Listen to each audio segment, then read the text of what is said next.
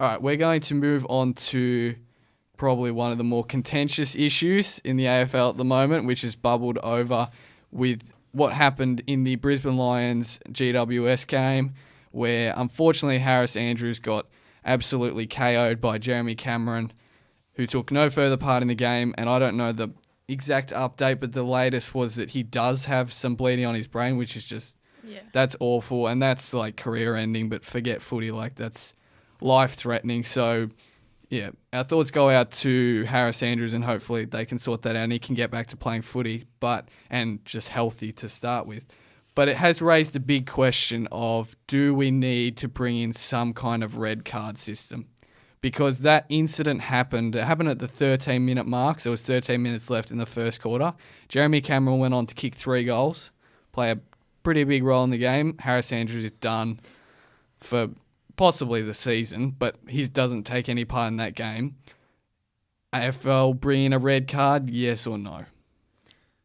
Well, Dylan, let's Dylan's hand the it over. umpire, Let's so hand it over to umpire. Dylan. At the professional level, I don't want to see the red card, because then you're putting the power of judge and jury into an umpire's hands when we have the match review panel to do that. And that's where things will get messy. Would you have someone up in the box that would...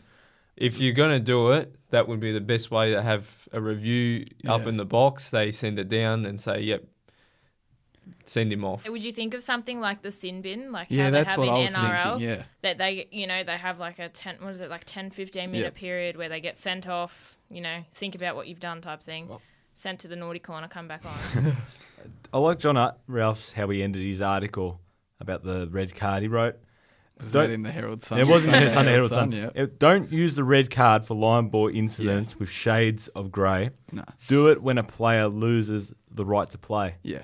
I don't trust the AFL to do that. This is the We've seen how they've stuffed up the score review system. Yeah. They will stuff up the red card. They'll be handing out red cards for incidents that don't deserve a red card. That's the thing. I don't trust the AFL with the red card system.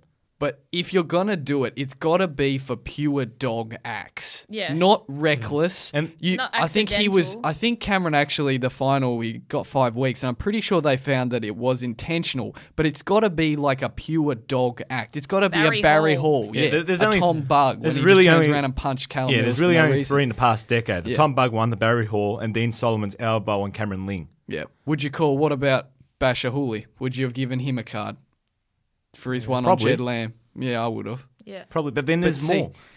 Yeah. That's the problem, because that one, how would they have paid that red card? They would have had to go to halftime. Up to score review, because they didn't even see it, because it's off the play. Yeah. It's going to create too much confusion. Yeah. Maybe the emergency umpire can work on that, because the emergency umpire rarely gets a chance to go on the field. Maybe They that don't do much unless Yeah, they only true. come out unless there's a scuffle. Yeah. That actually would be a decent point, because I think they've got to have. The thing is, if you just do it for the umpires who are on the ground, it's going to result in, I didn't see that properly. I'm not sure, I can't make a correct judgment because it was out of my vision. Or what if we have, like we have sometimes with free kicks, they disagree? Exactly. That's the problem. What if it's in a grand final and it's one the lack of says, clarity. yeah, send him off, and one says not, and it's like Gary Ablett or it's Dustin Martin or someone. It's like, you can't, that's just...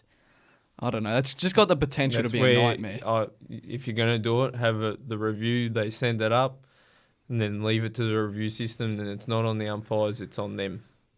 How quick would the review have to be? That's a problem, though, because Yeah. we surely can't sit there scrolling back and forth for 3 minutes while we hold up a grand final to find out if we're going to send him off or not.